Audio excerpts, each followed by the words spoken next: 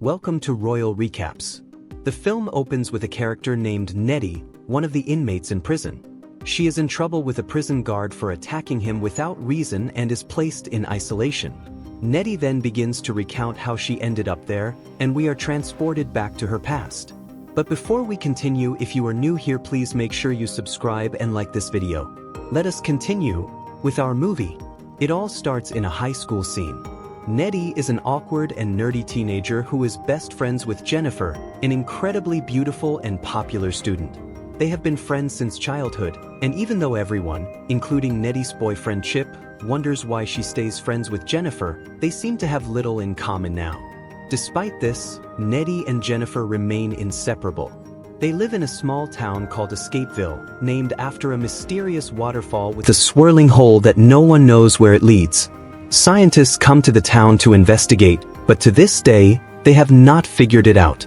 One day, Jennifer approaches Nettie and asks her to accompany her to a concert by an indie band called The Shoulder. Jennifer also mentions that she finds the singer attractive and wants to flirt with him that night. Not wanting her best friend to go alone, Nettie cancels her plans to spend time with her boyfriend Chip and agrees to go to the concert with Jennifer. Later that evening, Chip accompanies Nettie as she waits for Jennifer to pick her up for the concert. It's here that we learn Nettie and Jennifer seem to have some sort of psychic connection, as Nettie is able to sense when Jennifer arrives at her house. Chip finds this very strange and goes downstairs to watch Jennifer and Nettie interact. His reaction clearly shows he doesn't like Jennifer because she treats Nettie rudely. Shortly after, Jennifer and Nettie arrive at the pub where The Shoulder is about to perform. They run into their classmate Craig, who, like everyone in town, adores Jennifer. They also bump into Ahmed, a foreign student from India who attends their school. Next, Officer Roman, who occasionally hooks up with Jennifer, tries to flirt with her. However, Jennifer brushes him off for the singer of The Shoulder. Jennifer immediately approaches Nettie and shyly introduces herself to Nicholas, the singer, offering to buy him a drink. As Jennifer heads to the bar, Nettie overhears Nicholas speaking unsettlingly to his bandmate about how Jennifer must be a virgin. Realizing that Nicholas could be a predator, Nettie confronts him and warns him to stay away from Jennifer. However, Jennifer simply brushes off Nettie's concerns, insisting that she is far from a virgin. The two women stop talking as the band begins to play. Then, for some reason, the building catches fire in the middle of their performance. Curiously, the band seems unfazed by the chaos, even as people panic and try to escape, trampling each other or getting burned. Nettie guides a shaken Jennifer out of the building through a bathroom window and tries to calm her down.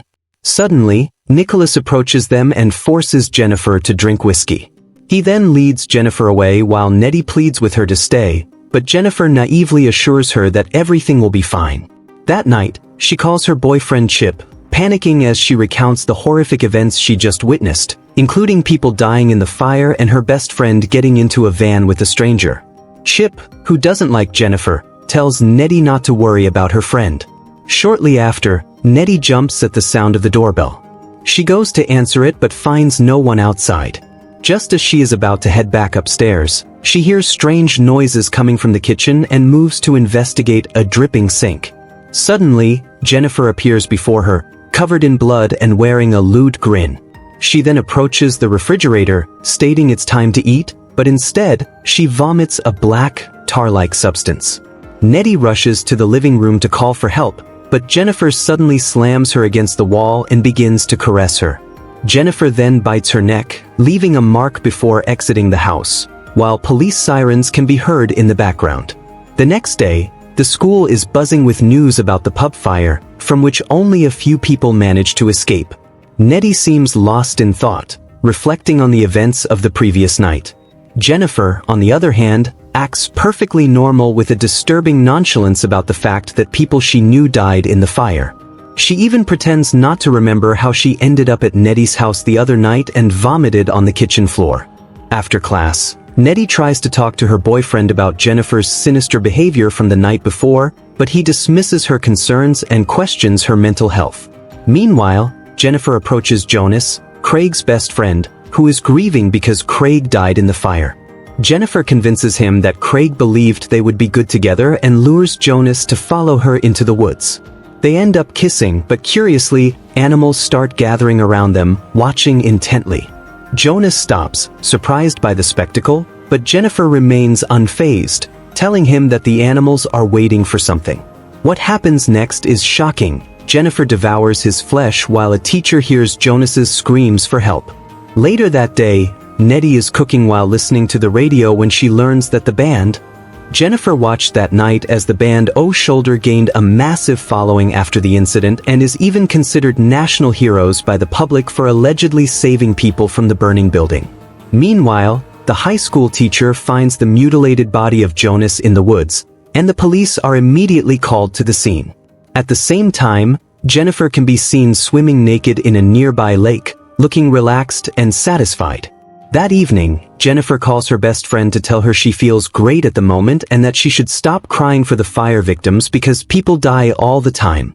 Nettie eventually has to hang up because her boyfriend is calling. During the call, he informs her that Jonas, their neighbor, is dead. Upon hearing this, she rushes to see him and comfort him. Meanwhile, Chip explains that apparently Jonas's body was found completely shredded in the woods. In the following days, the entire town is in mourning due to the many lives lost in such a short time, except for Jennifer, who seems more fulfilled than ever. Reports of recent incidents in town are broadcast in the national news, and the band O Shoulders seems to be gaining more recognition and fame. Despite everything, the townspeople try to carry on with their lives. A month later, Jennifer seems perfectly fine during class. At the end of the lesson, a certain Colin timidly approaches her and asks her out, but she coldly rejects him. However, she then says she thinks Colin is sweet, which prompts Jennifer to change her mind and invite him over that evening. Chip, Nettie's boyfriend, then shows up and kisses her protectively because she fears Jennifer might flirt with him. That night, Nettie and Chip decide to make love for the first time, while at the same time, the kind Colin heads to the address Jennifer texted him. Strangely, he arrives at an empty house. Curious, he goes inside and finds Jennifer on the second floor, looking at him oddly. At that moment, Colin realizes that this is not Jennifer's house. Jennifer then starts to seduce him, but at some point, Colin gets scared and tries to leave, just as she did with Jonas. She attacks him and eats his flesh. Meanwhile, Nettie has a strange vision of a bleeding ceiling and of Jonas and Jennifer, who look like zombies on the other side of the room. Nettie panics and drives away from Chip's house, but on the way, she sees Jennifer and swerves upon seeing her. She stops for a moment, but Jennifer looks wild and lands on her windshield, scaring Nettie and causing her to panic. Nettie returns home and breaks down in tears, extremely frightened and questioning her reality. Once she calms down, she goes back to her room to sleep but finds Jennifer there, looking calm and cheerful. She tenderly kisses Nettie, and they end up kissing for a moment until Nettie pulls away and asks Jennifer to explain what is happening. It is then that Jennifer tells her with twists about what happened that night after getting into the van with the band. Realizing the van was going deeper into the woods, Jennifer started to panic, fearing for her safety. She tried to convince the group that she was a virgin and knew nothing about sex. The van then stopped in the middle of the woods, and the band members forcibly dragged her to the infamous waterfall and bound her as they prepared to perform a satanic ritual. Nicholas, the singer, recited a satanic mantra before stabbing her in the chest with a sharp blade, killing her. He then tossed the blade into the swirling hole to dispose of the evidence. In the present, Jennifer recounts that she doesn't remember much of what happened afterward, except that she came back to life and found herself walking toward Nettie's house. She also felt a craving for human flesh but couldn't bring herself to kill Nettie because she loves her, so she decided to flee. At some point during the night, Jennifer encounters Ahmed, the foreign student who also survived the fire, and ends up killing and eating him. She also explains that when she is full, she is invincible, proving it by cutting herself and showing how the wound heals instantly. Conversely, she becomes very weak when she is hungry. Overwhelmed by all this information, Nettie tells Jennifer to leave, and Jennifer climbs out the window. The next day, Nettie attends Colin's funeral and silently realizes she saw Jennifer covered in blood the previous night because she just killed Colin. Later that day, Nettie goes to the library, where she spends the following days researching demons and the occult to try to find an explanation for what Jennifer has become. She tries to present her findings to her boyfriend Chip, claiming that according to the books, a ritual can be performed to gain fame by sacrificing a virgin. However, if the sacrifice is not a virgin, the ritual executor will still gain fame, but the sacrifice will come back to life with a demon's soul buried within her and will be forced to consume human flesh to survive. Chip finds all of this ridiculous. The school prom is approaching, and Nettie tries to convince Chip not to go for safety reasons, but he insists on attending. Unfortunately, Nettie has no choice but to go as well. The day of the prom finally arrives, and before Chip leaves for the night, his mother gives him pepper spray for protection. At about that moment, Jennifer is again in heat, which means she must be starving. Nettie arrives at the prom just as Chip does, while on the other side of the story, we see Chip walking alone just as Jennifer approaches him suspiciously.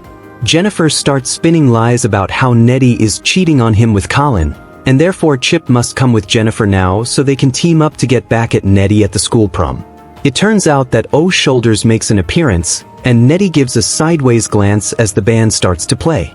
Back with Jennifer, she and Chip are kissing near a tree. Thanks to her psychic abilities, Nettie can sense that something is happening. She rushes outside and instantly knows where to go. Jennifer leads Chip into an abandoned pool while Nettie runs toward the location using her psychic GPS. Jennifer and Chip start kissing again when Chip suddenly changes his mind because he loves Nettie too much to cheat on her. Jennifer then pushes him into the pool. Just in time, Nettie arrives, seeing her boyfriend in trouble, and jumps into the pool, pulling Jennifer away. Chip pulls out the pepper spray and Nettie uses it against the furious Jennifer. Jennifer vomits a black substance and starts floating above the water as Nettie and Chip pull out of the pool.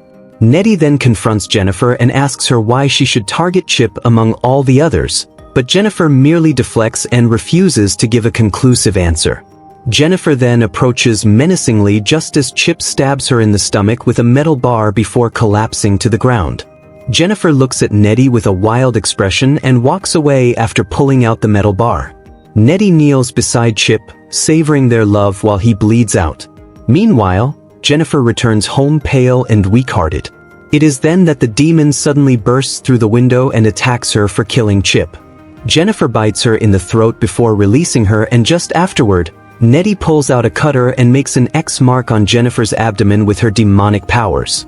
Jennifer lifts off the bed and the two continue to fight until Nettie rips off Jennifer's friendship necklace, catching her off guard just long enough for Nettie to stab her in the heart, literally and metaphorically. And that's exactly how Nettie ends up in prison. We then return to our time, where Nettie is a prisoner in solitary confinement. It turns out that because Jennifer bit her, she now has demonic powers and uses them to escape from prison. She accidentally comes across the knife that Nicholas, the singer, used to kill Jennifer and picks it up. This leads her to hitch a ride with a stranger to attend the O Shoulders concert. At the end of the concert, we learn that the entire band was murdered that night, which means Nettie, who made the film, ends with a security video showing the band leaving a hotel room,